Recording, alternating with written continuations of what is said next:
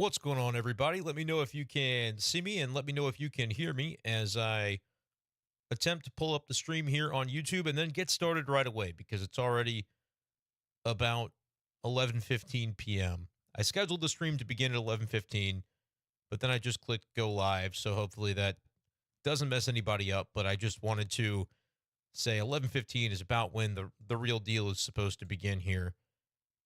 And then I once again can try to make an effort to remember exactly how I go about dialing into this thing. There we go. I think I'm getting it figured out. So we're going to hop in here on YouTube Studio. Welcome in. Let me know if you can see me. Let me know if you can hear me. Jack was working the Mizzou broadcast ops tonight. I saw the Tigers did not quite get it done in their midweek game, unfortunately, but nice series win over Florida over the weekend for Mizzou. Get those comments in. Sonny Gray looked fantastic tonight, Cardinals fans. That's what we're going to talk about. We're also going to talk about the Cardinal bullpen and the really important job that they did tonight. Offensively, I know it's still kind of a slow, bit of a sluggish start for the St. Louis Cardinals to this point. However, they did just enough tonight. When you get that kind of pitching, you're going to be able to get away with a little bit less offensively. And, to me, the Cardinals were able to do enough. So we'll talk about that. We'll talk about anything else that occurs to you guys over the next hour or so. Probably will not be able to go longer than an hour tonight, and maybe just about 45 minutes, too, depending. So get the comments in early, and we'll try to get to all of them as much as we can. But I do have a bit of a tight out tonight compared to normal because we just got some stuff going on in the morning. I will not be down at Busch Stadium tomorrow morning, but we'll still be following along with the game for sure tomorrow afternoon. Hopefully they play. Evidently there's some chatter about some rain. I haven't really looked. I see somebody saying the camera is a little laggy. I apologize for that. It'll be the best that it can be. What's up, dealing the cards? We need to have a crossover pod at some point here soon. Yeah, hopefully the quality is decent. If not, we'll probably have to go ahead and just maybe give up after one or two tries tonight. But hopefully it works out for you. Let me know. Focus my live stream and let YouTube insert ads for me. Okay, if you get some ads, just stay tight because that's something that shouldn't happen that often. But this is the first time I've clicked that button. I think I meant to do it before we began. But just let me know. Send me a direct message. I'm at bschaefer12 on Twitter. If it's a case where you go, hey, I watched your stream tonight and I couldn't see it because of the ads or there was some problem. Like, I want to start to get some feedback from you guys about that. And if it is a little bit laggy tonight, I apologize. I see it on my end, too, that it looks a little bit like it's going slow. But hopefully the audio, that's the main thing. You don't need to look at me. That's not important. So let's see what we got here. All right, I'm going to get started. I have the local recording set up. Want to make sure it's live. This will all be on Spotify on the B-Shape Daily feed tomorrow. I will also repost it in video form to YouTube. Thank you, Brett, for the comment about the audio. That's the main thing. It's just one of those things. We got to deal with technology. I'm going to get some better equipment the more of these I do. But thank you for the comments, and keep letting me know about quality, too. But it's going to be up in very good quality in terms of the audio on Spotify tomorrow because I'm not recording it through YouTube. I'm recording it locally on my computer so that there can be no issues there. So if this doesn't work out for you in the morning, you'll be able to listen to the whole thing on Spotify. And I'll post it as its own video on YouTube, too, cutting out the junk here at the beginning. But with that being said, I'm going to go ahead and get right into it. So I'll count it down, and then we'll start and kick things off with B-Shape Daily Live. 3, 2, 1. What's going on, everyone, and welcome into this edition of B-Shape Daily Live, recorded here on YouTube after the Cardinals took down the Phillies 3-0 this evening at Busch Stadium. Appreciate you guys who are joining me live. If you want to jump into the live chat, you can do so fairly easily by just making sure you are subscribed to the YouTube channel. Hit the subscribe button in the lower right-hand corner of your screen, and that should allow you to comment. And in fact, I don't even know if I managed to turn on the requirement to force you to subscribe to comment tonight. So you might be off the hook, but please do subscribe anyway if you enjoy Cardinals content throughout the season. That's what you'll be able to find here on YouTube and on the B-Shape Daily feed as well, the podcast feed on Spotify. Make sure you like this video. Get the likes going on YouTube. We want to see those likes go up. I appreciate the 3 of you who have done so far. I'm going to just dive right into my thoughts from tonight's game. I've got a few talking points here, comments as I can. But let's start with Sonny Gray, the obvious from tonight. The Cardinals knew coming in he was going to be on a truncated pitch count. Just 65 pitches was the prescription for what Sonny Gray was going to be available for tonight for the Cardinals. And man, was he ever efficient. When you think 65 pitches, you might think, okay, there's a pretty good chance he's only going to get through maybe 4 innings, right? But he was through about 53 pitches, I think, after the first 4 innings. And there was a conversation with Ollie Marmol where if you heard the post-game comments from Sonny Gray, which we won't play of any of those right here, but maybe later on tomorrow on the YouTube channel I can post some of that stuff. I just don't know mechanically how to get it going during the recording as we're doing this live on YouTube. But he said to Ollie Marmol, as it was relayed by Sonny Gray, don't let me do anything stupid. Don't let me try to talk you into something here that could compromise me, that could compromise the team. Don't let me do anything stupid here. And Ollie said, well, do you want me to call it right here after 4? And he said, well, how many pitches? 53. He said, no, let me get a quick one here. So Sonny goes back out there for the 5th. He gives up a couple of weak singles. The second one in particular was just blooped. Nothing you can do about it. And that put him in a bit of a tight spot because at that point he was at 62 pitches. And we know coming in, 65 was the prescription there. Maybe that's part of what happened. I had the YouTube video itself open up on another screen. Hopefully turning that off is something that maybe helped it out. But anyway, he talks about 62 pitches.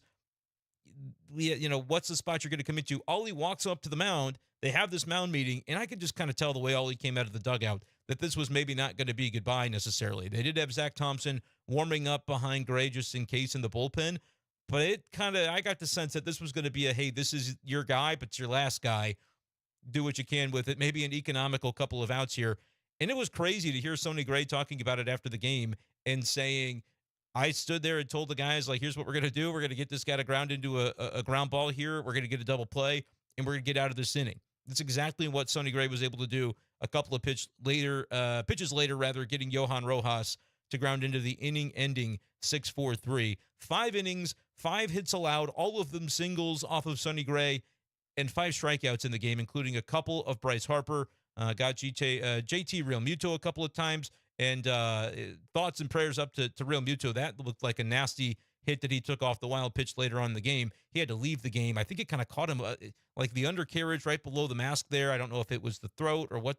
It did not look great, and that's a tough guy. So for him to come out of the game, certainly a situation that was at least moderately concerning for the Philadelphia catcher in that spot. But a really nice job by Sonny Gray to get through this lineup in the way that he did. He was economical. He was efficient, finding his way through this game.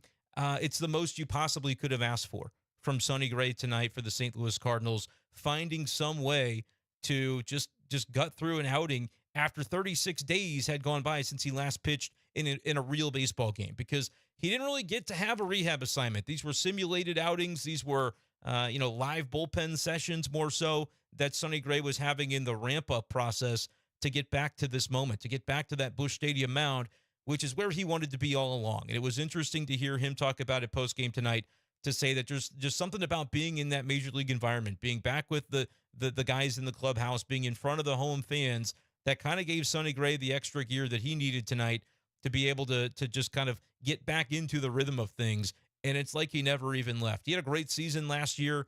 Cardinals signed him off of that Cy Young caliber season as he was a near top finisher for that award in the American League.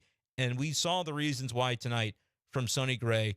Really impressive 5 innings, knowing that you go in with a pitch count, and the other team knows you're going in with a pitch count. And so they can try and do some things to grind you and to work you a little bit harder so that they can get you out of the game a little earlier. And to have all of those facts at the table out front for everybody to be aware of pregame, and to still be able to qualify for the win tonight, Sonny Gray was absolutely splendid.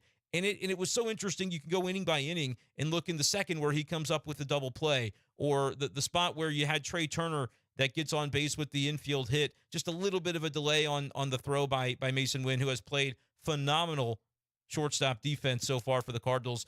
That was just a spot where they were just a touch late on the transfer and being able to get that throw to first. And so now you're dealing with a base runner who you know has a lot of speed.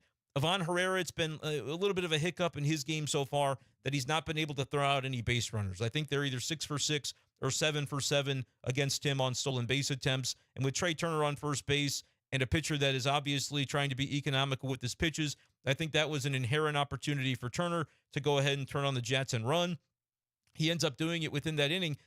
But what does Sonny Gray do? He says, that's fine. He strikes out Bryce Harper before the base runner actually goes to second, gets the next strikeout of Real Muto, and then the ground ball to Arenado, who is not hitting, guys. We know that Arenado is not looking good right now. It was just a lot of weak ground balls to the infield tonight for Nolan Arenado, coming on the heels of a game last night where he wasn't able to come through in the 10th inning, had a couple of late strikeouts in that game, and it's disappointing to kind of see where he is right now. It is still just 12 games into the season. That would be kind of my thought process on that, understanding that it does not look good. But I will say this for Arenado, defensively, he hasn't allowed the offensive at-bats and the struggles there at the plate to carry over with him to the field, because he made some nice plays tonight, and one in particular charging a ground ball, a bunt, that ended up turning into a sacrifice. But that's another runner on second base that was stranded by Sonny Gray. He was able to pitch around very minimal traffic because it was all singles that he gave up. I don't believe he walked anybody in his outing tonight. He was in the strike zone, man. Yeah, no walks allowed by Sonny Gray. I want to check the pitch count, the strike count, I should say. 43 strikes on 64 pitches. He started out with some long counts, some full counts there in that first inning, but was able to kind of grind through that moment. And from there, it was just easy going, easy sailing for Sonny Gray and what he was able to do. So some really impressive stuff there by Sonny Gray tonight. Cardinals fans, let me know what you think in the chat below if you're watching live, in the comments below if you're watching this later on YouTube. He was particularly impressive tonight. Everything the Cardinals could have hoped for him to have been. Bryce Harper came into this game kind of struggling for his career against Sonny Gray. That was something that continued tonight as well. Offensively, we'll talk about the offense real quick, and then I want to get to the bullpen before I jump into the comments with you guys tonight here on YouTube. Nolan Gorman carrying the lumber. We talked last night about how the middle of the order, guys number 2, 3, and 4, which is Goldie, Gorman, and Arenado. On Monday, those guys went for a combined 2 for 15 with 7 strikeouts, and none of those moments were more disappointing than in the 10th inning when you had both Nolan strike out to end that game with runners on first and third. But tonight, the big swing by Nolan Gorman, which again, he hit 2 home runs just the other day as well, and then another one tonight. So he's basically got those season numbers as we talked last night. It can only take maybe 1 or 2 games to get some of these guys who you might say, they're not performing that well. It doesn't necessarily take them too long to be able to get back and have those numbers look pretty good ultimately at the end of the day. So he's able to do that tonight with the home run, and now suddenly the season-long numbers don't look too bad. I don't believe for Nolan Gorman. 753 OPS, you'll take it after the 2 for 4 that he had tonight with the home run. Really critical, I thought, in the 5th inning to see the at-bats that you got from the bottom of the order. Alec Burleson gets a knock. Mason Wynn continuing to see the ball well. He has a double, and now suddenly you've got 2 in scoring position with no outs, and you say, what's the moment going to be for Victor Scott? Are they going to have him bunt? Are they going to have him try something there? No, he ends up swinging away. And I thought maybe trying to get Bryce Harper to field the bunt could have been interesting, because maybe you find your way on base and get the run home. But he swings away and gets into a 2-strike count, if I'm recalling correctly, was able to get the sacrifice fly to left. I like that the Cardinals sent Alec Burleson from third base. You want to make Brandon Marsh try and make a play there, try and make him make the throw, take the game to him, and he's not able to make the throw. It's way offline, and you score that really important insurance run when you know that you've got your starter that's not going to be able to get beyond the 5 innings. He did his job at that point, and the Cardinals were able to, on a night again where they scored 3 or fewer runs. I believe it's either the 6th or 7th time that's happened over the first 12 games this year. But it's interesting to see them be able to come through in the way they did with Brendan Donovan. Then again, it's nothing flashy, but just finding a way to put the ball in play. A weak grounder to the right side ends up with where he placed that ball being an easy way to plate the second run in that 5th inning. So there's your runs. Bullpen, go out and do your job. And boy, did they ever. And I think nobody stood out more than what JoJo Romero was able to do for the Cardinals tonight. He records 5 outs in this game. And I'll get to Liberatore and Kittredge's role as well, because it was a little bit funky the way that this played out. When you have a guy pitching as well as Sonny Gray is, it means you're in the game, and you're obviously in a spot where you're leading when he exits the game. But because of his pitch count, he's only going 5. Like, typically, if you have a guy dealing like that, he's going to go 6, 7, maybe 8 innings. But in this case, we knew coming in that wasn't going to be the case for Sonny Gray. But they also didn't feel compelled to go to Zach Thompson, because now you're in sort of just, you're 1 inning short of just being able to kind of line up your late inning guys 7, 8, 9 and proceed pretty standardly in a game that you're leading. But because they needed to find a way to navigate that 6 as well, and then Liberatore gets into a little bit of trouble walking a couple guys, huge for him to be able to come up with a double play ball before leaving the game himself. But that allows for Kittredge to come in. He gets an out in the previous inning, and then he comes out and begins the next inning. He gets into a bit of trouble himself, And that's where the job that JoJo did. An inning and 2/3, so he records 5 outs, 4 of them via the strikeout, was absolutely sensational tonight for the Cardinals. Got into a little bit of danger himself. He walks the first guy that he faces there when he comes in with a couple of runners on. So now the bases are loaded, but he gets the 2 strikeouts that he really needed in that spot to be able to get the Cardinals through. Man, you just feel really good about the job he's doing. A 1.35 ERA now on the season for JoJo Romero. And I want to check the number of pitches he threw tonight because they asked a lot of him. They asked a lot of Romero, sort of by design, with the way that the bullpen was shaking out after the short start by Gray. Man, it's hard to call it a short start because he gave you the absolute maximum of what he was going to be allotted for this game. 34 pitches, 22 strikes by JoJo Romero. He came up really clutch for the Cardinals in this one. And then Helsley, look, I know some people look at Ryan Helsley's outing from last night and they say, well, the Manfred man scored and he walked Harper and then another run scores because, man, why can't Ryan Helsley be that shutdown guy? We might be watching different games because it's really hard for me to pin that on Ryan Helsley with what happened Monday night, where you get the first out in the inning, you walk Harper because of course you do. You want to set up the double play. I understand it's not ideal that second run ended up scoring. And so now the runner on second, which is Victor Scott in the 10th inning last night, isn't actually the winning run or even the tying run at that point anymore. And so that ends up putting a little bit more of a pressure spot on your offense, and they weren't able to come through. But the ball that Alec Boehm hit, it was just a ground ball over the bag that he chopped into the dirt, and it turned into a double that allowed for the Phillies to score, and then they put Bryce Harper into scoring position. And so that unfolds the way that it did last night. I don't look at that and go, Ryan Helsley is a failure. You look at what Ryan Helsley did tonight, 14 pitches, 11 strikes. There are just nights at times where Ryan Helsley comes out, and it's just not fair. You just look at that game and you go, oh, it's over. He said nighty-night, and you're just going to have to deal with it if you're the opposition. That's the Ryan Helsley the Cardinals got tonight. I do like and appreciate that they have come out and said, look, he's going to be traditional closer. That's going to be the role for Helsley this year because I think it's how you get the most out of him. I think it's how you find a way to manage his workload where he's not either doing back-to-backs and coming in for multiple innings and coming in. I know that it's maybe disappointing, and there are some throwback fans who like throwback baseball, and they would say the way that we need to go about this is Ryan Helsley's just available all the time because that's what toughness is. I don't think that's smart. I don't think that's an intelligent way to manage a guy. Look at all the injuries happening around baseball. Look at all the elbows that are blowing out across the league for these prominent pitchers, starters, relievers, you name it, that those teams aren't going to have those guys. I think the Cardinals deserve some credit because they've got Ryan Helsley right now. They've got a plan to manage him. It's going to include some back-to-backs, as you saw tonight. But then he's going to be unavailable on Wednesday, and he's going to get that second day of rest on Thursday when the Cardinals are off. And that's going to be the 2 off days that he needs heading into the road trip that he's probably going to be back on the horse and ready to go. He's pitched in at least half the games so far this year. I can't remember if he's gone 6 or 7, but he's been utilized heavily, but I think in a way that's smart and potentially sustainable. Like, I don't think it's sustainable for him to end up with 82 relief appearances this year. It's probably a little too many. But is it sustainable for him to get into the 60s and 65, 70? That's maybe still pushing it a bit. But I think the way the Cardinals are using him and the way that, unless he's inheriting these Manfred men, he's actually been pretty efficient as well. I think Ryan Helsley's job goes a little bit unnoticed because you look at the ERA coming into tonight. No, it's a 4.5 ERA. I don't think that really tells the full story. So I'm impressed as well by what Helsley did. But I want to mention again the swag. I think JoJo has swag. You look at the way that he ends the inning against Kyle Schwarber there, I believe was the last strikeout of that particular inning, where he does almost the Genesis Cabrera spin and flex on him. JoJo is really coming into his own, and so that's been really nice to see from him as well.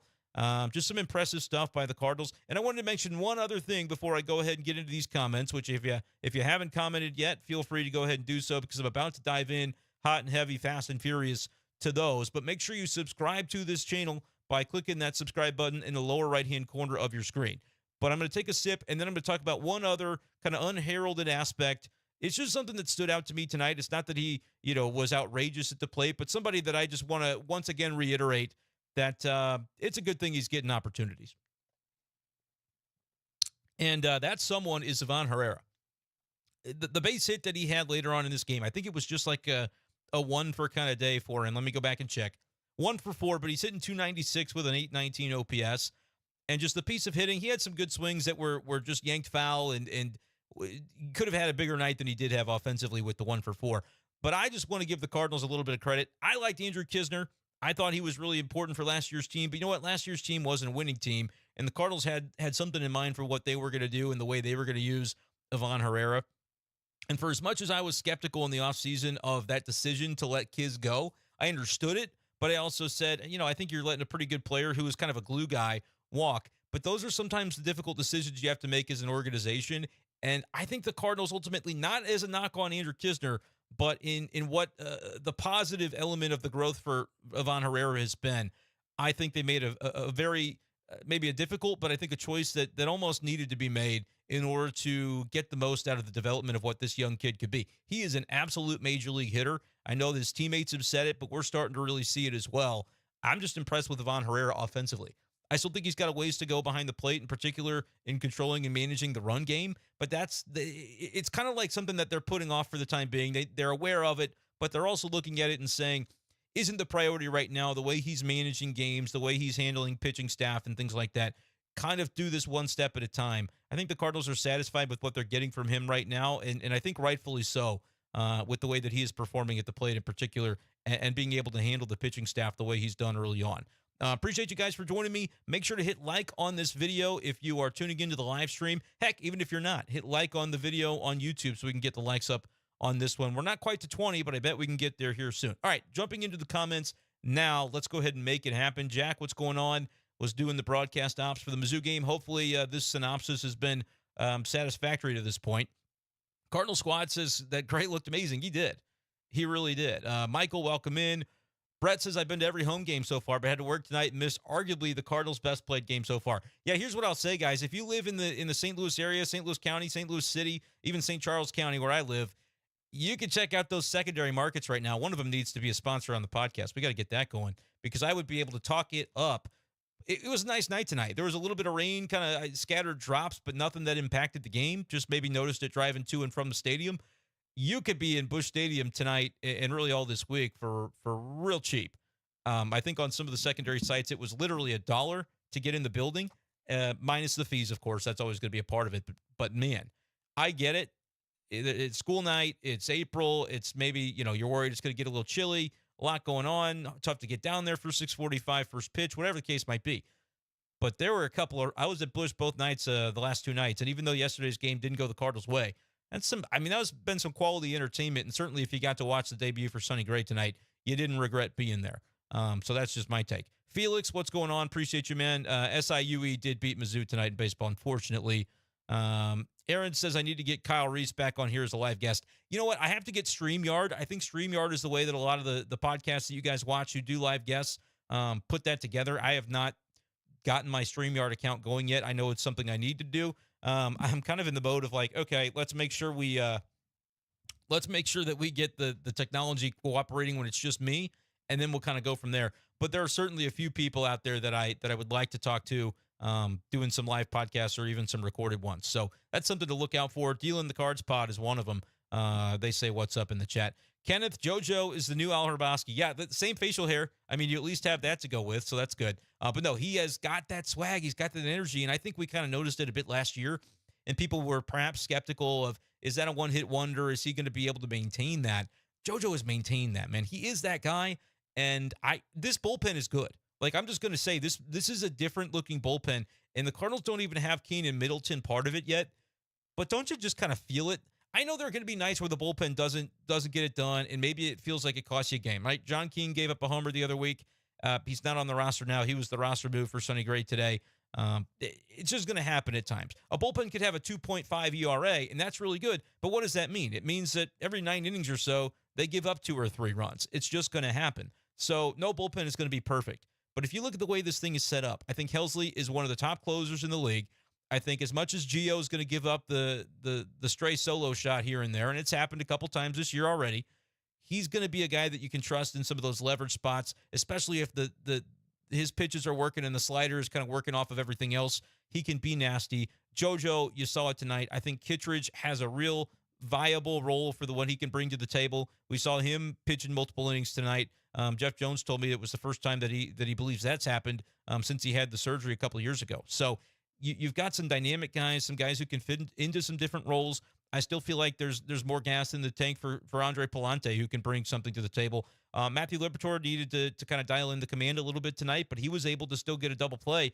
That if he doesn't come up, like you could look at multiple relievers, and certainly in Sonny's outing tonight, there are multiple moments where if they get something different in the result instead of the double play ball or the big strikeout or whatever it was, if it's a base knock, this game could turn very, very quickly because there wasn't a lot of margin for error with the way that the offense is still kind of feeling their way through it right now.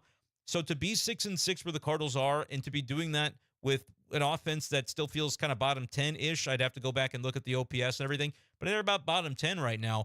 To be where they are is a credit to what they've done in the rotation, certainly, but the bullpen as well has come up really, really big in some of these games. Felix says, I was at the game. Sonny looked real good. The vibe at the game was a little weird. Players looked so relaxed and low-key. Wish I saw a little more fire in them. Yeah, I don't really mind that. I think that's just one of those things that, you don't force a certain aesthetic or a certain vibe to a team. I think they're going to come into their own. I think they know, like the position players, they're playing impeccable defense. We've talked about just how much a priority on defense could make a difference for a largely pitch-to-contact pitching staff, and we've seen all offseason the Cardinals talk the talk about prioritizing it, and they are walking the walk in the way that they're setting this up, which is why Victor Scott's not going to go down when Nootbaar comes up, by the way. That's my prediction. That's not me reporting it, but it's my prediction because when you look at the way that they have handled things, they are at their best when their defense can be strong, not only up the middle, but in general. And by moving Lars Nootbaar potentially, let's say you're worried about Vic and you're worried about the way that he's not producing at the plate, and you're hoping that it's a situation, as I think you guys are going to get some ads here, so if you do, bear with me. And if I see everybody drop off, then I'll know. But the situation as it pertains to Victor Scott, if he's not hitting and the Cardinals go, yeah, we don't want to mess up his development, we're going to send him down. We're going to, give him some time in Memphis. We're going to have Nootbaar play center field. You can do that. But I think what's going to make it for the best long-term, short-term, and just overall arrangement for this pitching staff is to see Nootbaar in left, is to see Victor Scott or somebody comparable in center field, which you could maybe go Michael Ciani. I just don't know that they're willing to give him that level of playing time at this point. And then tonight we saw Burleson in right, whereas Jordan Walker is typically going to be in right field. He got the night off tonight. Might be a day tomorrow to give Victor Scott off. We'll have to wait and see. And the guys at the corners too. We'll see what Goldie and Arenado, if that's a day game after a night game when you've got potential rain in the forecast, if that's something that they might end up looking at there as well. But I just think because of the priority that is placed, should be placed, and continue to be placed on defense for this Cardinals team, that's probably why Victor Scott ought to stay for the time being, and just being able to fight through what he can do at the plate, which, by the way, the sacrifice fly that he had tonight I thought was a good AB. It's not like, I know the narrative is that he's overmatched, and there are times where he's not, he's at a deficit against the pitching that he's facing. There's no doubt about that. I think that would be true of many young players, but I also don't think it's just been so night and day that he just can't possibly go up there and hold a bat.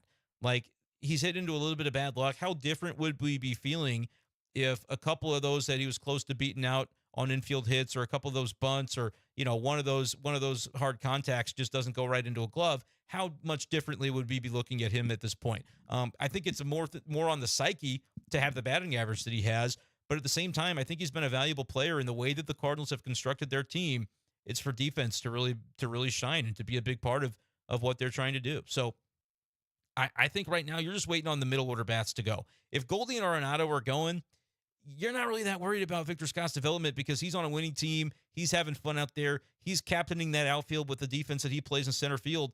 I honestly think that could kind of be an element of this where it's just a little bit more noticeable, the struggles he's having at the plate, at least in the box score, right? And Ollie Marmol has said there's no concern for him. I have minimal concern. The only time that I was really concerned with Vic was the day a couple days ago that he was just bunting. It seemed like a little bit too often, to where if he felt more comfortable and confident at the plate, would he still be laying it down and trying to maybe force the issue on the bunting more often than others?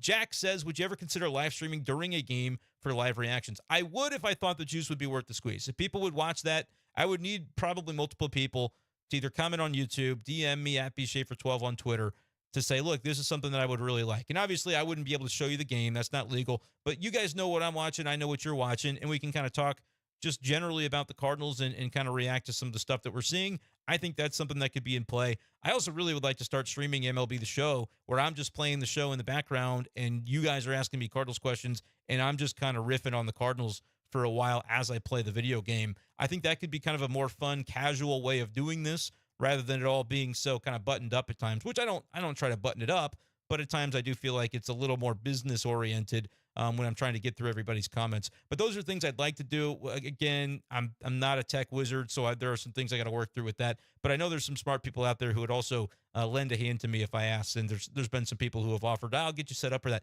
I got to get a PS5 though, so we got to try to get the YouTube revenue rolling a little bit, and then I can maybe justify that purchase a little bit down the line. Let me take a quick drink, and we'll get back into the comments here.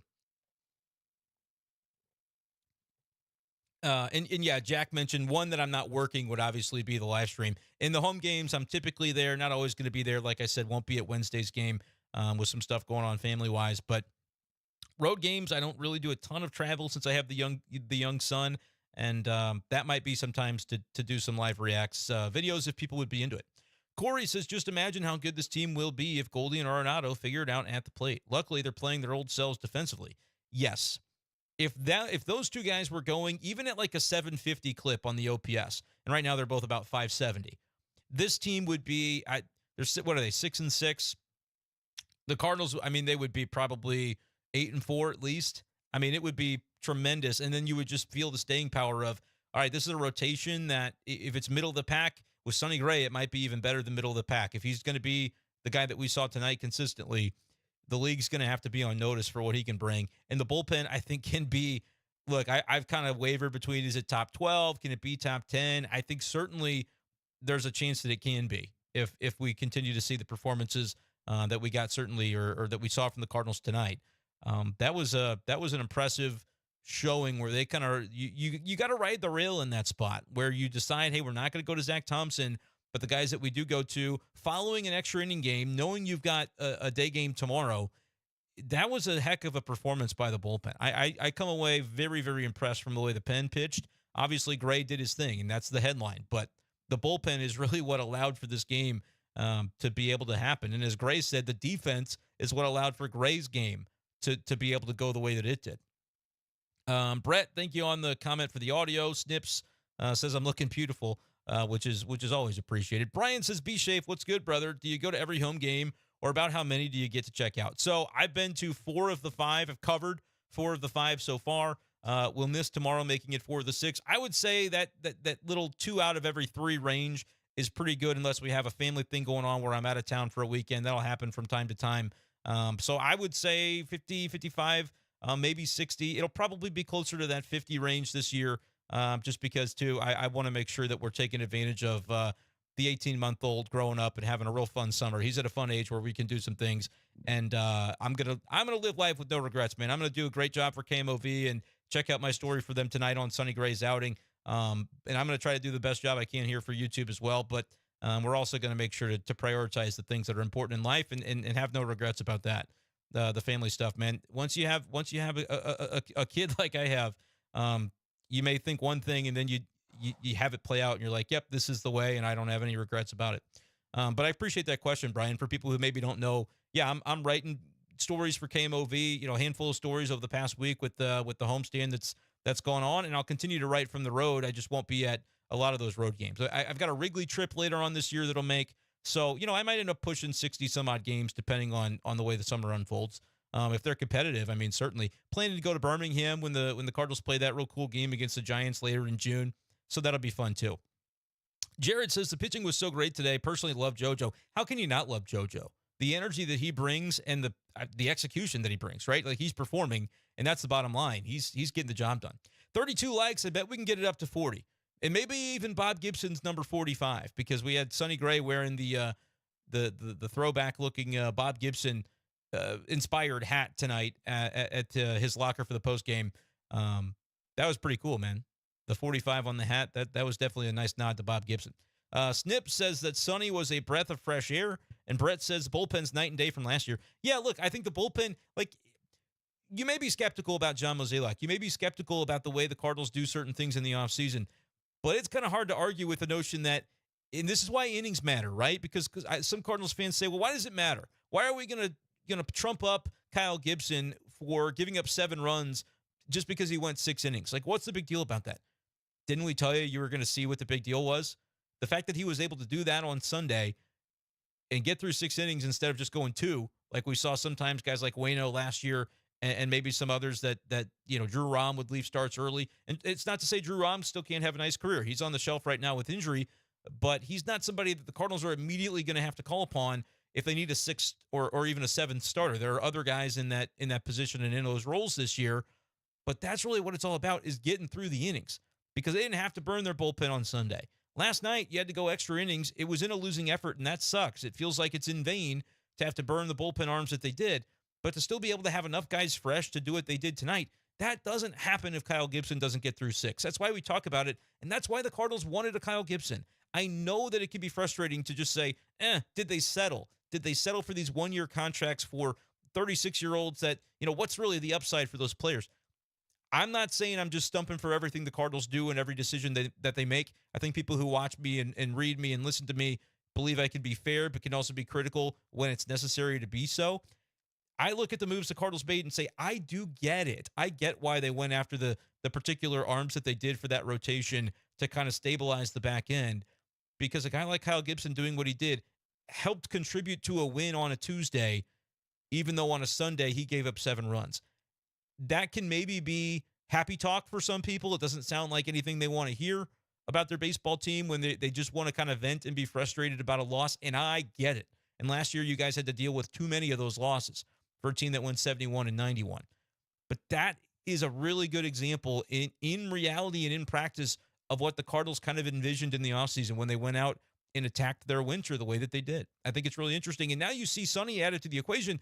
Look, they've gritted through the first couple of weeks without Sonny Gray and with Zach Thompson as sort of their 6th star having to step right in and be their number 5.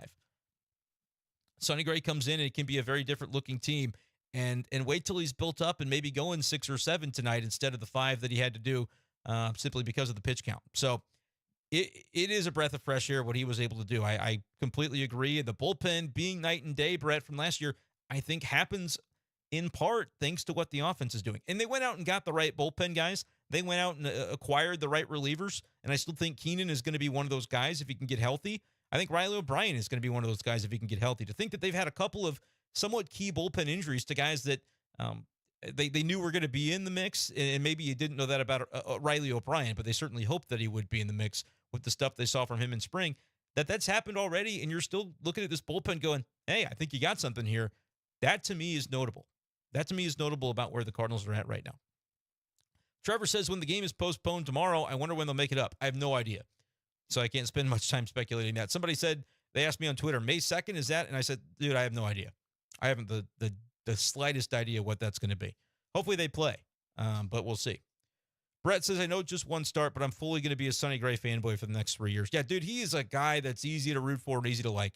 I'm going to try to post some of the audio from him post-game onto the YouTube channel at some point, either tomorrow or whenever. I feel like people listen to it whenever if they're enjoying that kind of thing. He's an easy guy to get behind. The more you hear him talk and the more you watch him pitch, I think fans are going to – they already love him, but they're going to continue to do so.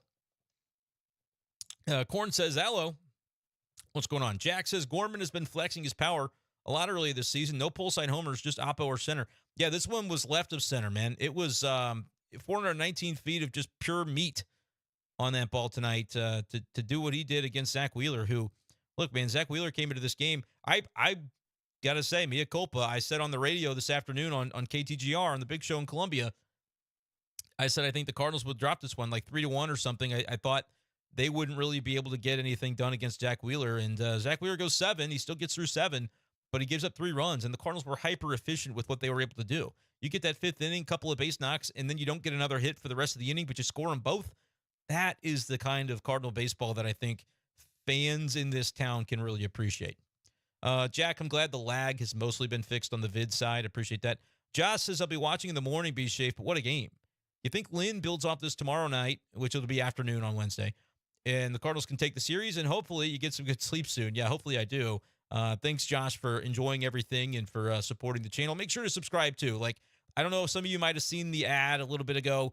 A lot of times when I do the live streams, I don't make the revenue that I do on the regular videos, but I appreciate that it gets everybody involved. So we do these, and we want to continue to do them. But some people can watch tomorrow, and that's the way it should be. that everybody can watch or listen when it's appropriate. Timothy was in the house too. Great win. Yes, it certainly was, Tim. As for Lynn, yeah, look, I think it's going to come down to the weather situation. I certainly hope he doesn't have to deal with another rain delay, because that was a bummer for him last Saturday. He could have gone 6 innings, I bet you, and instead only could go 4 out in L.A. because of the weather there. So that was kind of a bummer. And not this past Saturday. I guess that would have been the Saturday before. And then the home opener was obviously, what it was for giving up the home runs that he did to old Jake Berger. Korn says that Sonny is going to be great to have back, and I think the Cardinals, imagine when he can go a full 100 pitches. He's only 65 tonight. Hyper efficient to be able to get through 5 the way that he did. Glad that he was able to get the win, too. Like, that feels good for a guy that knows going in he can only throw 65 pitches. It's pretty good. Graham says hi, big fan. I'm a fan of you too, Graham. Korn says, how about the sick hat Sonny had? I want that post-game. I think his Cardinals Gifts, posted the picture. I didn't know, because in the clubhouse, just a little bit of behind the scenes, we're not supposed to take pictures, but there'll be video, and obviously Bally probably had the camera trained on him, and so that might be where that screen grab came from. But then I saw in the comments that there's a website selling that hat, I think for $60. I clicked on it, I said, over-under, what's going to be the over-under on the price on this hat? But, it's probably still worthwhile. Pretty cool hat, for sure. Peter wants to know, is Sonny Gray on a pitch count for the next start against Oakland Unathletics? Which, be careful, the A's have been playing some good ball. I don't know if that's true. I just saw a few highlights and was like, oh, they're playing some good ball. 42 likes, it's Jackie Robinson. We can get it up to Bob Gibson, 45, can't we? Certainly. And then I think we'll target Willie. We'll target Willie 51 after that. Get those likes in on this video, folks. The answer to that, Peter, is probably, I don't know what the number's going to be, but if I had to guess, you're thinking 80-ish, maybe 85, depending, for Sonny Gray against the A's in the next one. But yeah, they're not going to just take the training wheels off completely. They're gonna be smart with this. Sonny Gray cares so much about managing arm care and doing recovery and making sure he's on top of those things. But that being said, they're not going to just jump him from 65 to full go. So yeah, there will be a number, Peter. I just don't know offhand what it's going to be just yet. Here's a great question that's very relevant from Brett. Does Zach Thompson stay in the bullpen or go to AAA to stay on an every 5-day schedule? I thought I saw him warming up today, but I don't trust the memory. You're right, Brett. He was warming. He would have had the very next batter if you didn't get the Johan Rojas double play that Sonny was able to induce there to end the 5th inning. He was going to get the next batter. That was the last batter, darn near the last pitch that Sonny was going to be allowed to throw. And so it would have been Zach Thompson thereafter. Once he got through 5, then it's like, okay, you really don't need him in this context. Maybe he can throw behind Lance Lynn if you get a big lead on Wednesday, or if you fall behind, or maybe honestly could be useful to have him just in case of a rain delay, right? What if they have a rain delay? And I haven't looked at the forecast, but they're talking about it. But what if you have a rain delay in the 3rd or 4th inning again, and then it's a long layover, and then you go back out there? That could be Zach Thompson getting you through maybe innings 4, 5, and 6 or something like that. After that, they got the off day Thursday, and then you can decide roster move wise what the play is going to be there. And I do not know what the Cardinals are going to do. I really don't. It's hard to have a Zach Thompson in your bullpen and just say, yeah, we'll keep him stretched out by not knowing when he can pitch or how many innings. But you also need to have that 6th starter available, somebody that you trust in case there is another injury to your rotation. So that's a tough spot. I do not envy the Cardinals for the situation that they're in with Thompson. And then there's a side of it where he's not been throwing his velo, right? Like he was 90-91 and then down to 87-88 in the last inning of his previous outing. So what's going on with him mechanically? Is that something that you want to continue to work on at the major league level, not being able to know when you're going to go out there and pitch? Not an ideal situation. Zach's been a guy who's been kind of yanked around a little bit by circumstances the last couple of years. So like I said, I don't envy the situation the Cardinals are in there. Aaron says pre-scheduled off day for Walker or a day off to work on things. Yeah, scheduled off day, I'm sure. They got to get some of these guys out. Like Victor's played every game. He shouldn't play Wednesday. Goldie, you might give a day off his feet as well, especially if Wilson would be able to catch, which I don't think he's going to be quite ready to do. Said he still had some pain swinging a bat pregame, but he said, you're not going to take me out of this lineup. So he was in there. But yeah, maybe you have Burleson play first base tomorrow. Something like that. They got to kind of cycle these guys through. We'll see if Brandon Crawford ends up playing for Wynn. That's something else that they want to look at. My preference would be to let Wynn go out there and play again while he's kind of riding hot defensively and offensively too. I think I'd like to see him back in there. I get it. You want to manage him for the long season, but when they have an off day Thursday anyway, I kind of feel like I don't know. I get it's a day game after a night game, but how much you can only protect so many different guys in your lineup, and they're making it a point to protect Wynn. They haven't really done it with Victor. To me, it's Michael Ciani in center. That's what I would do Wednesday, and I would put Burleson at first as well. But for Walker, yeah, he's gonna get days off just like anybody. And sometimes when a guy's not really going hot at the plate, I do think it could make sense to just say, hey, that's your day to just kind of reset mentally and refocus yourself. And maybe that was a little bit of it for Jordan tonight for sure. Okay, trying to scroll through the chat. YouTube kind of sent me on the fritz, unfortunately. So I got to find where the heck we were. Graham still asking about Jordan.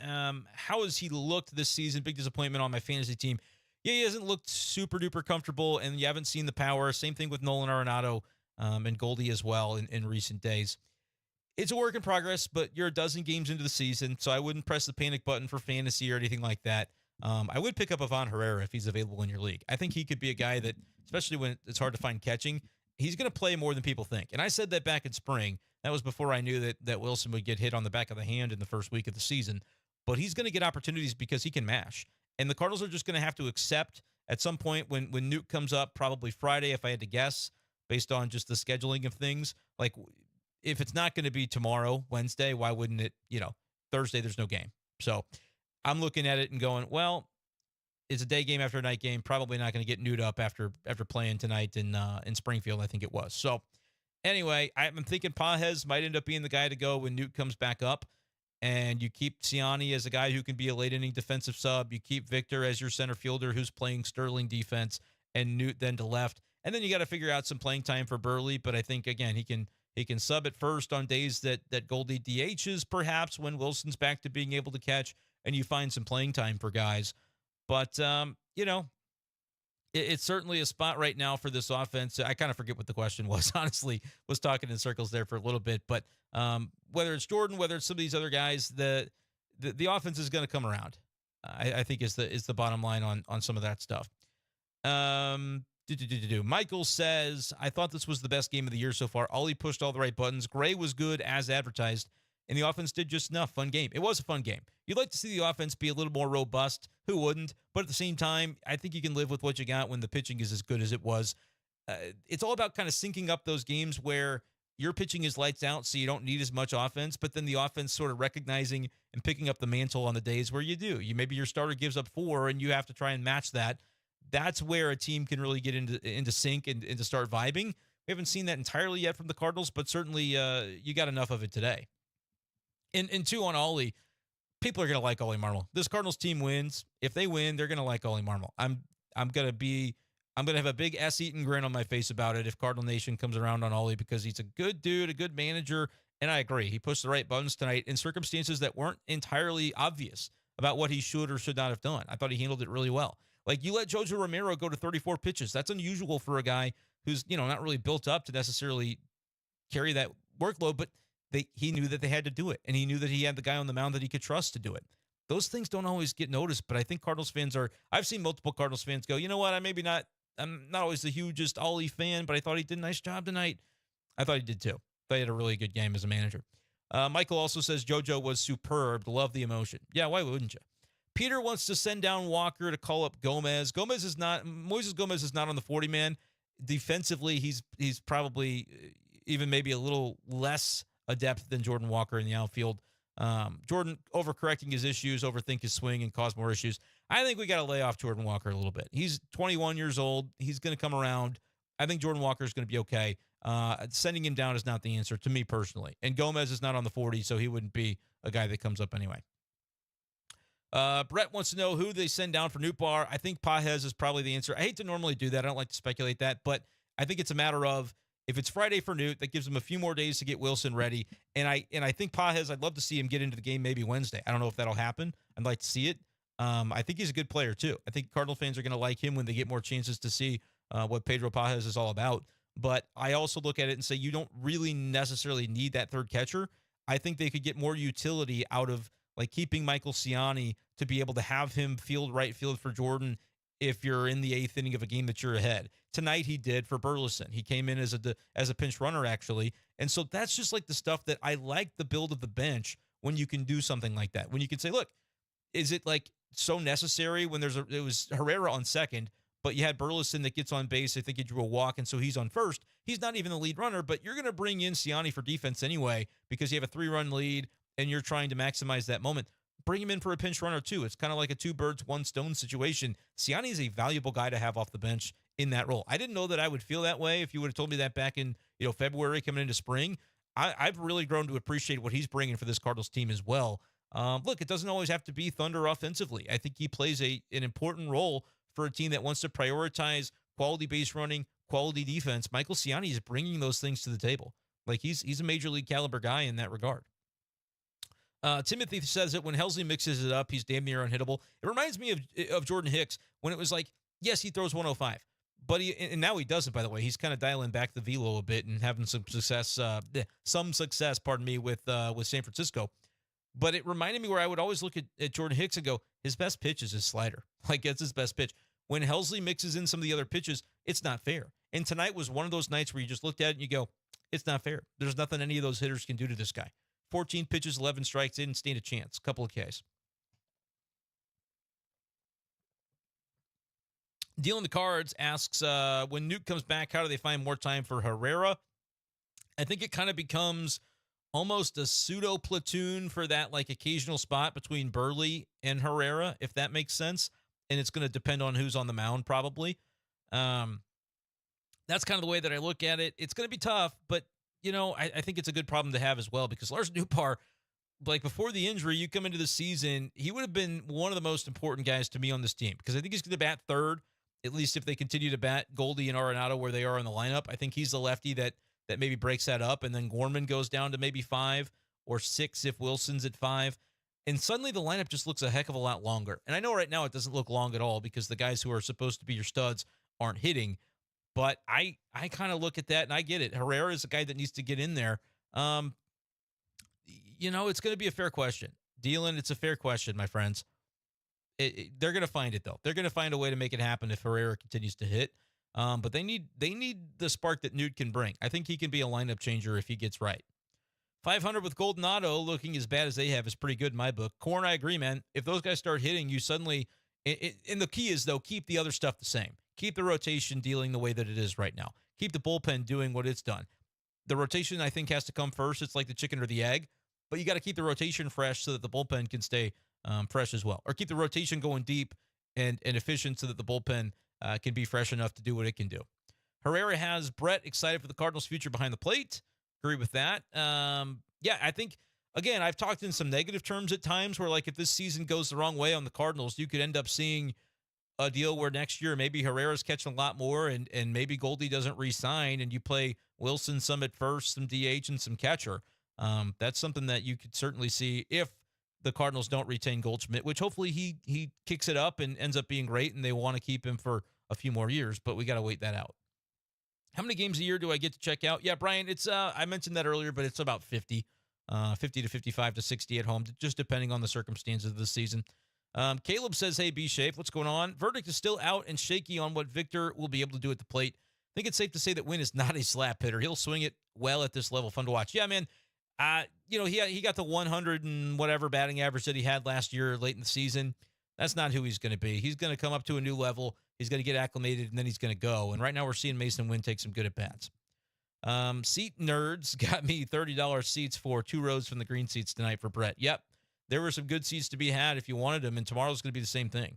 It's a shame, though, Monday, man, that is going to go down as the best weather night of the year at Busch Stadium, in my opinion. If you weren't at that one, I know it ended up being a loss, but just from like a hanging out vibes perspective, it was awesome at the ballpark. Brandon says, any thoughts on Sonny's comments that he told Ollie to not let him do anything stupid before the 5th? That's just a guy who you don't have any pretense with Sonny Gray. You don't have to wonder, like, how do I manage this guy in conversation? How do I say this thing? I don't want to make his feelings. The dude's got no pretense. He says, Coach, manager, Ollie, don't let me do something stupid here by trying to talk you into, we get into this inning and I'm deeper on my pitch count. Don't come out there and let me try to talk you into something. Let's get on the same page. That's a guy with just unbelievable self-awareness in Sonny Gray to say, look, I know that once I get out there, if it's in a spot where it's just like having the awareness to tell the guy, look, I'm going to want to do something that could be a little bit damaging to this team and to myself if I get into a spot where I think I need to pitch us through it. you're going to have to tell me no. Cardinals fans, we've talked about it, but they don't even understand the self-awareness of his own body, of his own game, of his own personhood that Sonny Gray has. It is unique. I don't think you see this every day in Major League Baseball. You don't see this every day in all walks of life. Sonny Gray is a special, special guy that the Cardinals are lucky to have, and I think that's something that demonstrates it. Not just talking about his ability to pitch out there, not just talking about how he carries a baseball in every postgame interview because he's always got one because that's the way he is wired, but it's the other stuff too, man. That is a great example, Brandon, of him telling Ollie, don't let me do something stupid here. And just the communicative aspect of that is very, very unique. And like I said, there's no pretense with this guy. He's going to tell you what he thinks needs to be told, and that's going to make communicating with him even easier on the other side because you know that could be a two-way street. He's going to be, look, you can give him some feedback, and like anybody, he might take it a certain way and go, well, I didn't really like the way I was told it. But he is introspective, and he's going to think, okay, I understand where that person's coming from. He's very, just a really top-notch individual. And there's going to be some lingering maybe aspect of this when it comes to, and hopefully the stream doesn't end here. I'm having a little bit of a, there we go, getting it back. I don't know if Arenado's going to be the same guy. I don't know if Goldschmidt's going to be the same guy as those guys have been prior in their career. Maybe that's an overreaction to just a couple of weeks, but it's not really just a couple of weeks for Arenado because we saw dating back to August 19th of last year, he hasn't hit a home run since. And he had his first walk of the season tonight. He's going through it. Does it mean he's just a bad hitter now? No, I don't think that's necessarily it. But is he going to return to MVP candidate Nolan? I don't know. I really don't. This is a prolonged stretch. This is like 25% of a Major League Baseball season. If you go from, mid-August, count it to the end of the year, and then come here to now. Now, granted, he was injured for the last part of September, so that's maybe not an entirely fair characterization. But from a plate appearances standpoint, it's been like 160 some odd plate appearances since his last big league homer. So that is basically a quarter of a season. So from that perspective, yeah, I do think it's a little bit notable, and there is a concern level there. But offense as a whole, no, I don't think Nolan's a 570 OPS guy. I don't think Goldie's a 570 OPS guy. So if those guys are at least in the 700s, which I think both of them will be at least that, and should both hopefully push for 800 plus, that would say that I'm not as concerned. So I would say my concern level is about a 4 if 10 is real bad. 3.5 to 4.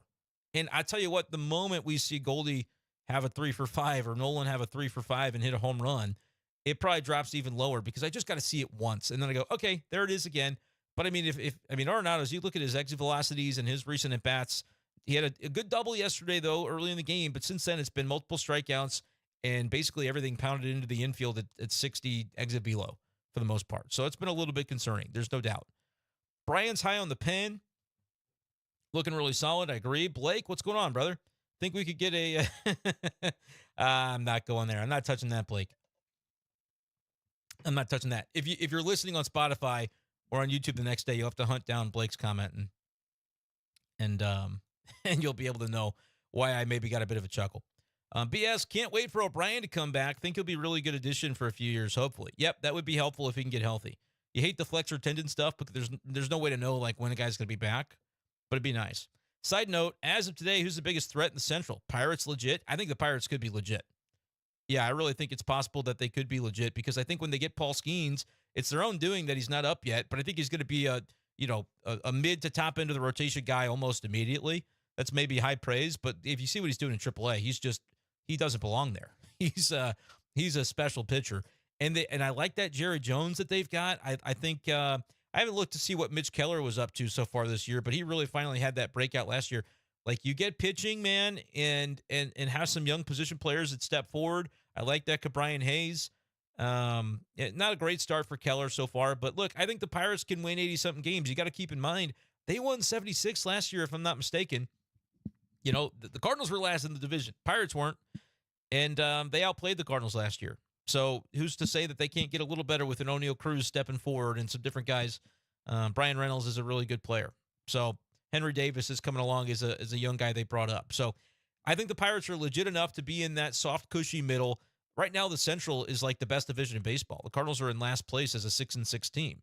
I don't think the Brewers are necessarily going to have the staying power because I get the sense that they'll be looking for a reason to sell at the deadline. But they could still win 78, 79 games on accident. They got good players. And then they get Devin Williams back in the second half. Perhaps that's going to make them even better. I look at the Reds and I think they are scary if their young pitching can get it strung together with a good starting five, because the position players that they have, if they're healthy, like Ellie De La Cruz is going to be kind of a hit and miss guy, but he's going to hit a lot, and when he does, it's going to be loud, and he can make a lot of really good plays. So they've got some exciting young players. The Cubs, I think, are going to be in that mix to win 80 to 85 games. It's all going to be about what teams do at the deadline too, though. Like, as of today, I still think I would lean Cardinals, but there is an element of, like, what if the Pittsburgh Pirates just don't look back? What if some of these teams just take off and don't look back, and it's not an 85-win team winning the Central like we thought it would be? If it's a 90 to 95-win team, and there ain't nothing you can do about it, that would be, my wife will hate me for that grammar there, but that's possible. Libby out of the pen could be a huge weapon. Korn, I agree. He just has to get the command a little bit better than it was tonight. Scared for a second there. Getting Harper to roll into the double play after looking shaky was clutch. That was clutch. Burley getting some of those hits to fall is big for him. Yeah, it's about time he gets the BABIP, the batting average on balls in play, to move his way a little bit. BS is asking for an update on Edman. The update as of earlier this week is that he's swinging off the tee from both sides, which is the key. I think earlier he was only doing one side. They kept having to shut him down. I believe he's been cleared to swing from both sides, which hopefully means couple weeks he can start getting into some rehab games, but he's kind of starting from scratch at a spring training level, so it could still be a minute before you see him. Brian says that Wynn is my big surprise of the year so far. Bat's looking better than last year. Yeah, he's looked really comfortable at the plate. I think Victor looks comfortable a lot of the time too, Tim. It's just been some of those games where he's bunting. It's not that I don't love the bunt. It's not like I'm anti-Whitey ball. I just think that to demonstrate that he's good and feeling confident at the plate, I don't think it's a good look to be doing it every time. Korn is ripping packs on MLB The Show. I don't have the game. I need to get the game, but I don't have a PS5. It's a whole thing. I would 1v1 you if I had the game. I swear to you. I would be doing so kinds of crazy stuff on the show if I had a PS5. But we'll get some super chats later this year, and we'll get that done. Brendan says, I'm so down for some live streams during games. That's good to see. Who comes back when who gets sent down when Keenan or Riley come back? I would say, Garrett, that Middleton and Riley O'Brien are not close enough for that question to be all too relevant just yet. It's going to be a while. They haven't even started rehabs or anything like that. Dealing the Cards wants me to stop holding Mo's water. I will work on that. I'll definitely work on that. Mike, what's up, my friend? So many things to be happy about tonight. It feels great to see the Cardinals compete like winners again. They really were competitive tonight, weren't they? Just a really nice competitive all-around game by this team. Austin hopped on the stream. What's up? What's the aversion to batting Goldie and Arenado back-to-back? Keep experimenting with the three-hole, Contreras, Nolan, Newt. Who do you think should hit third? I don't think it's an aversion. They did it the other day when it was the scratch from the lineup for Contreras. I don't think they're unwilling to do it. I think that if you don't do it, you just start to look at the way the rest of the lineup shakes out, and it does unbalance itself pretty quickly, and that'll be especially the case when Nootbaar comes back, because you don't want to bat your lefties back-to-back and become susceptible to a loogie that in the modern era, the left-handed only guy is not really a thing anymore because of the three-batter minimum, but it makes it easier to have that be a thing if you stack them against each other in your lineup. They already have the 9 and the 1 be both lefties with Victor and Brendan Donovan, so that's where a place where the lineup does turn over for left-handed batters. I kind of feel like I like Nootbaar there a little bit, but I also, if Goldie and Arenado aren't hitting, I'm willing to change anything and kind of mix it up a little bit. The other part, though, is Arenado is a little, I'm not going to say temperamental, but I think he's preferential and he wants to bat fourth. He wants to bat cleanup. The other part of that is, are you cleaning up when it's your turn to clean up? Or, can you dictate your spot in the lineup if you're not performing? Those sorts of questions I understand fans are going to have. But I don't mind the left, right to begin. And I think let it look like what it looks like. If Nootbaar's batting third, let that kind of play out a little bit and see what it looks like. If you would go, I personally might go Gorman fifth and Wilson sixth, but either direction you frame that. The other one's going to, Walker's going to be seventh. Like, if these guys who are on paper that you really like end up hitting the way that they're supposed to, I think this lineup can be robust. And man, Mason Wynn, like you said, he's hitting the ball really well, taking good at bats, and he's your 8-hole guy. So, there's a lot to like about what they're doing right now, or rather what they could be doing if you get Newt back and the guys who are supposed to hit start hitting. There's a lot to like about what Mason's doing, and Ivan Herrera is doing, but outside of that, there's been a little bit lean. But we haven't seen Wilson for a number of days until tonight either. So that's another guy who's had a nice start. Cairo and Mizzou 1755 are both singing the praises of JoJo, which is absolutely right. We've done a lot of that tonight. Make sure if you miss any part of the stream, you can watch back tomorrow for sure. Allison's late to the party. Thanks for the insight. Missed the first 5 innings due to a board meeting. Thanks for breaking it down. Yeah, shoot, the 5 innings you wanted to see were probably Sonny's, but I tell you what, Allison, he was good. He looked real good. CJ, what's going on, man? Pitching was awesome tonight. Still need to get Newt back. Vic is not quite ready yet offensively. I could see that, but man, he's bringing the heat in the field and certainly on the bases. I wanted to see him get that third stolen base tonight after he beat out the would-be double play, but then it was the wild pitch that ended up catching GT. I keep calling him JT Real Muto kind of under the neck there, which was very, very uncomfortable. I hope he's okay. Corn is liking Kittredge so far. Yeah, Ebbets is who sells the Bob Gibson hat. Good call on that by Eric. And I see Grave of Einstein has hopped in. I'm trying to get through all these comments as best as I can, but I'm already over the hour prescription. Let me take a quick drink and might be able to rock and roll here. Brandon couldn't watch, but what he saw, pitching was great. Sonny able to shut him down in the debut at home against that Phillies lineup, no less. Bullpen hasn't been bad. No, it hasn't been. I would go as far as to say the bullpen's been really good. Caleb wants to know if I think Crawford is a good pickup. I don't know. I always thought Edman at short, Donovan Gorman at second was a pretty good infield. No, I think Edman in center is the right decision if you're not going to have it be Victor Scott. I think that's why they got Crawford, was to not have Edman be the shortstop. And you have Mason Wynn now at short, so you certainly don't need Edman there on a daily basis at short. And it's important to have a great defensive center fielder. And Edman's arm might not be great in center, but you know what is great? His instincts and his range. And so that's why they signed Crawford, was so that he didn't have to yank Edman around for the umpteenth year in a row. And I think that is right. Whether Crawford was the way that needed to come to fruition, that could be left up for debate. I think he's a harmless guy to have around because he's obviously experienced, but there's also, the range is not so strong at this point. Offensively, anything you get, I guess, kind of feels like a bonus. But the Cardinals felt most comfortable going with a proven option, even if that means, could you have gone Thomas Saggese and said, hey, you're not going to play every day, but you're a big league guy, we think, and we're going to have you play some shortstop. You could have, but that's not the way they really operate. They want to get him at bats to where if he is that kind of prospect type of hitter, he comes up, and when he comes up, he ends up being a guy that plays every day. That could be an option for the Cardinals for sure. We're at 50 likes. I want to get to Willie McGee. Let's get to 51 for sure on this video if you click like and click subscribe too. Mason Wynn climbing the ranks as Corn's favorite player every day. He is so fun to watch. He has been a delight, not only offensively, but in the field. He can run the bases too. He certainly can run the bases. Brandon's glad that they were finally able to beat Wheeler. And John says another homer for Gorman. Let's hope it continues. Yeah, they need more home runs. It's 9 on the season. They're still toward the bottom of the barrel, though, in the league, so got to get it to happen. Cardinals haven't been batting to the score yet. Yeah, Mike, that's a good point. ETA for most of the pitching prospects is 2024, according to Peter. Talking about Hentz, Roby, etc. Do you think we'll see him in the bigs this year? I think the way that I would frame that, and I don't think that it is quite 2024. That might be pushing it for both Hentz and Roby. But I do think those guys are two of the top upside prospects pitching-wise in the org. I think that you need to get them to a point where they could conceivably be called up, but hopefully they're not needed until next year. And then you kind of look at going into spring and say, okay, how did the Lynn Gibson thing pan out? Do you want either or both of them back? Or do you maybe have them walk? You bring in another free agent to fill one of the spots, but the other one is kind of an open competition between Hentz and Roby and Thompson and Graceffo and McGreevy. And maybe that is a way that could play out for 2025. So I think for Hentz, Roby, I hope they show that they would be an option by the end of 2024, but that they're not necessarily required to be called upon, is the way that I would frame that. Corn says that Ollie is not a bad manager. Cards fans just hate losing and need someone to blame. I think that's fair.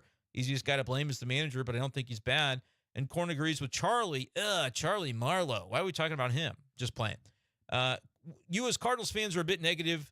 Need to put last year to bed. Well, you know what could put last year to bed, though, is the Cardinals winning more games this year. I've already seen a slight uptick in positive YouTube comments already in the last couple of days, and they're still only a 500 team. So I think Cardinals fans are going to be willing to be positive if the team can put together a winning record. Grave did not see me go live, but I'm here. I am here. CJ thinks the bullpen has potential, and Ethan says whenever Walker wants to turn into Walmart brand Aaron Judge, that would be cool.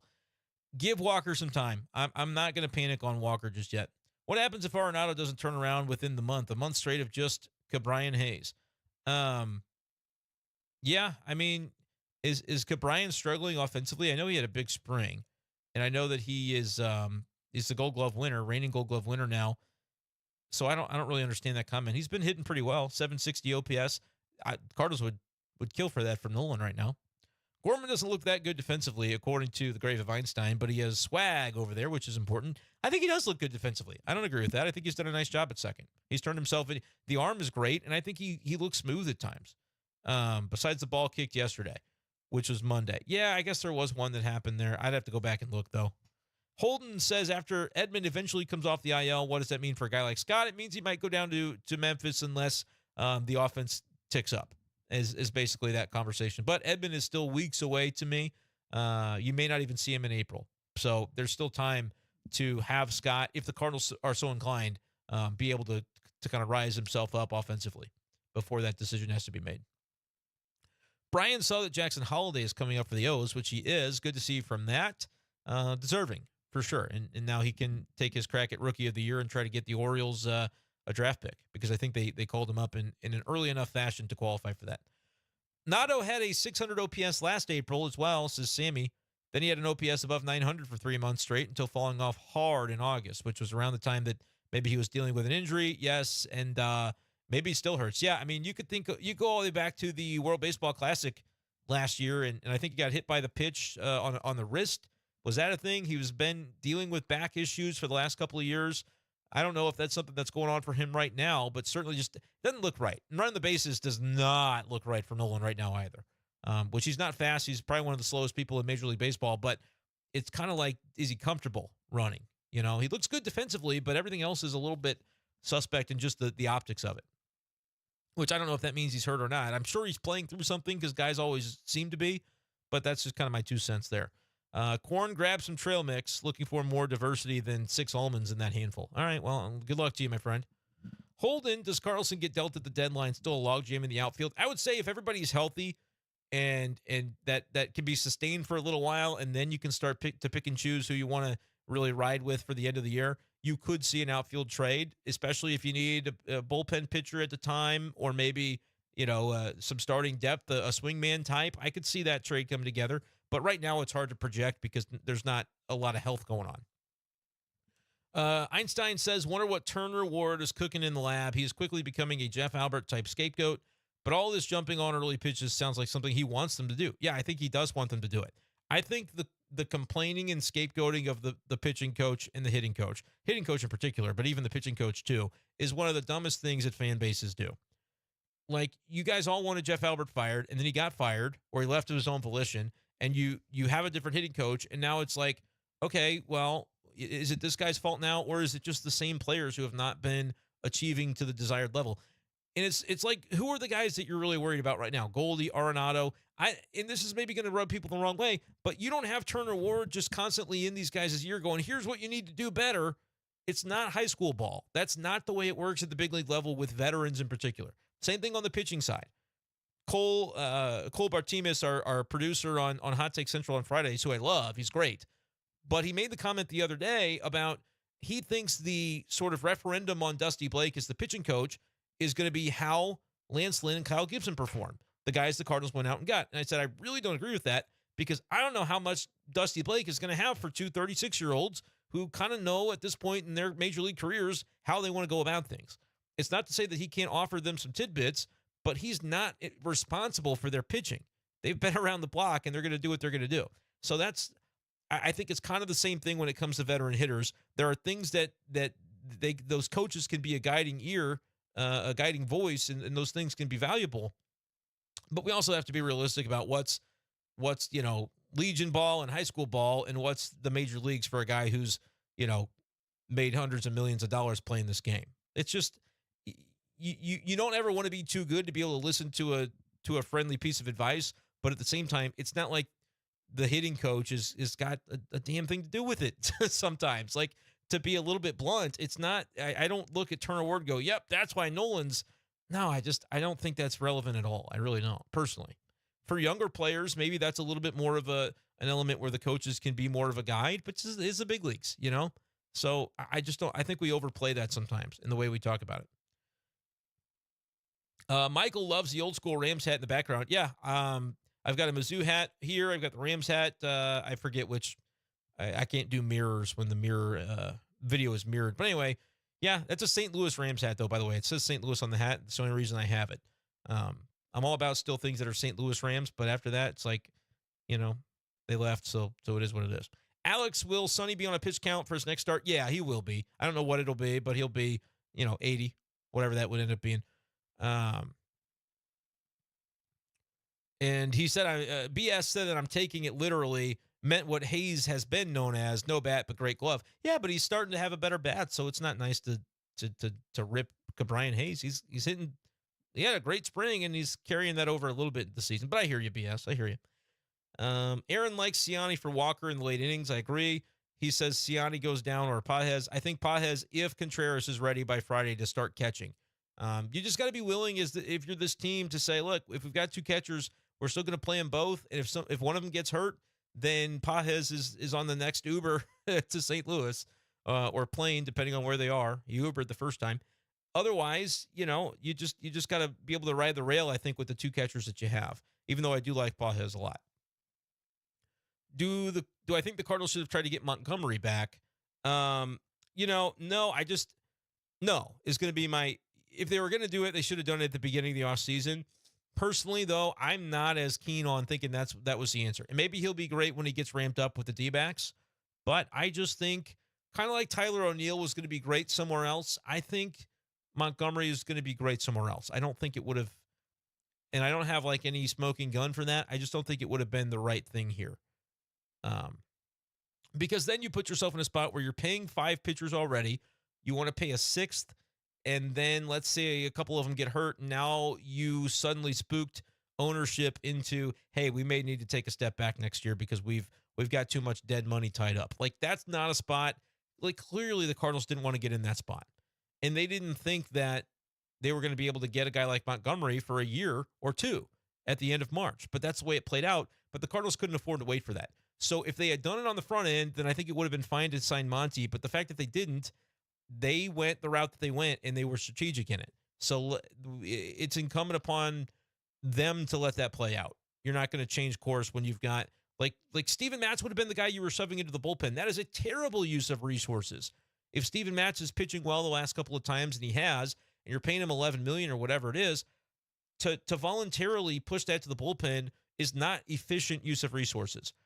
What the Cardinals need to do is develop a couple of pitchers so that you can have your number 2 or your number 3 or 4 in the rotation be a guy making $750K, so that the next time there's a Montgomery in the market that pops up in March, you can take advantage. But they couldn't afford to do that this offseason. They could not afford. I don't think they did it wrong.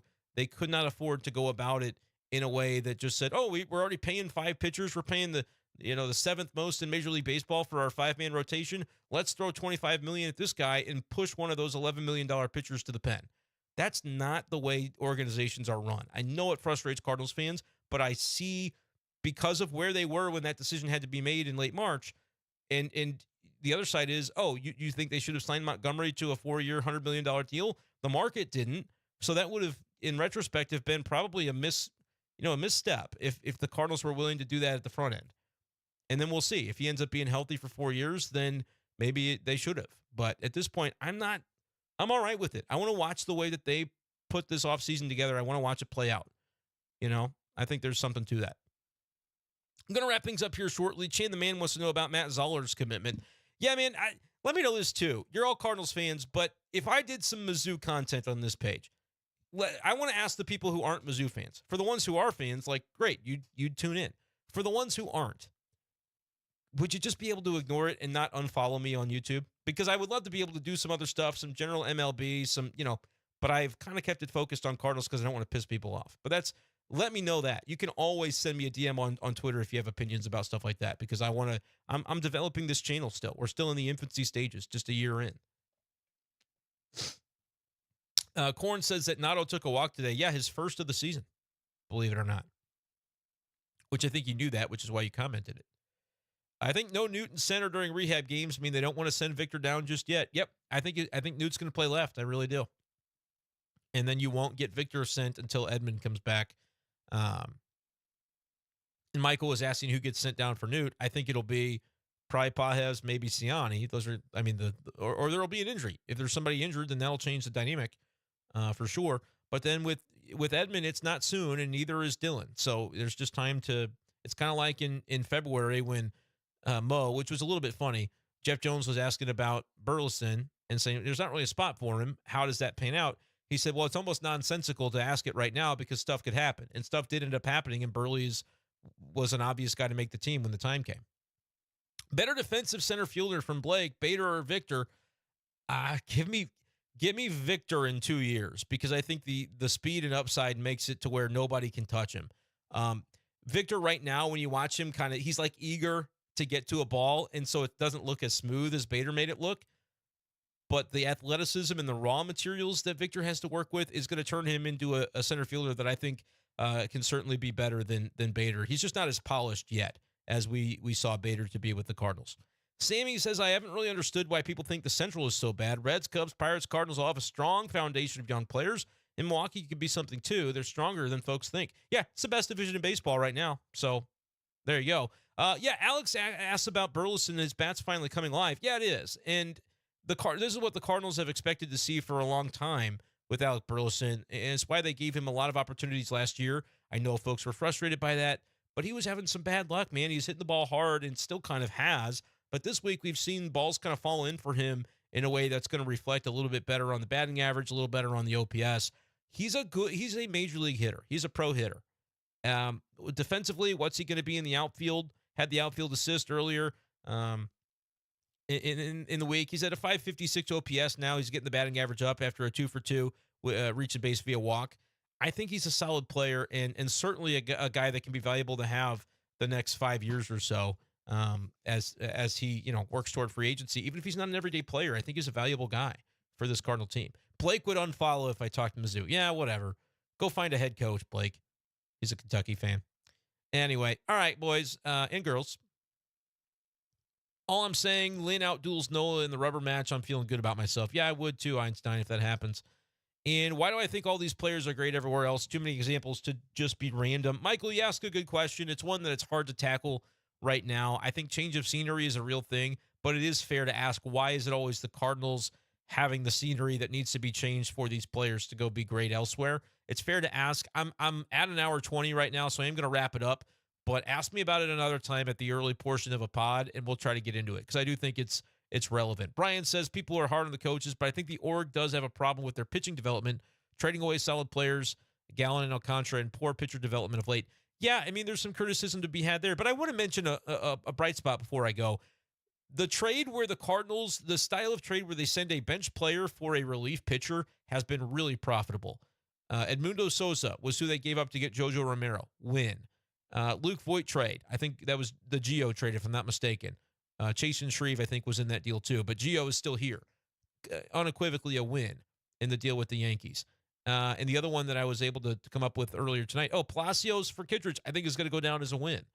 So it's interesting. Yeah, if you can ignore the non-Cardinal stuff, and like maybe you're not an MLB The Show person, but if I'm going to be talking Cardinals during some MLB The Show stuff, if I eventually get a PS5 and stream that, maybe that's something that you could just, hey, if you don't love it, you don't love it. And maybe you just don't unfollow or give it a downvote or anything like that. Understand that I'm trying to give y'all content, and I appreciate the support. I couldn't do it without you. But at the same time, if I can do some other stuff, it could maybe help me too. Because this channel is monetized on YouTube to where if I want to talk about something else, I don't have to start a new channel to do it, that sort of thing. All right, that's where I'm going to leave you guys. I appreciate you guys, as always, so much to be able to watch and listen and do these podcasts. Make sure to hit like on the video before you get out of here. Hit subscribe on the channel for sure.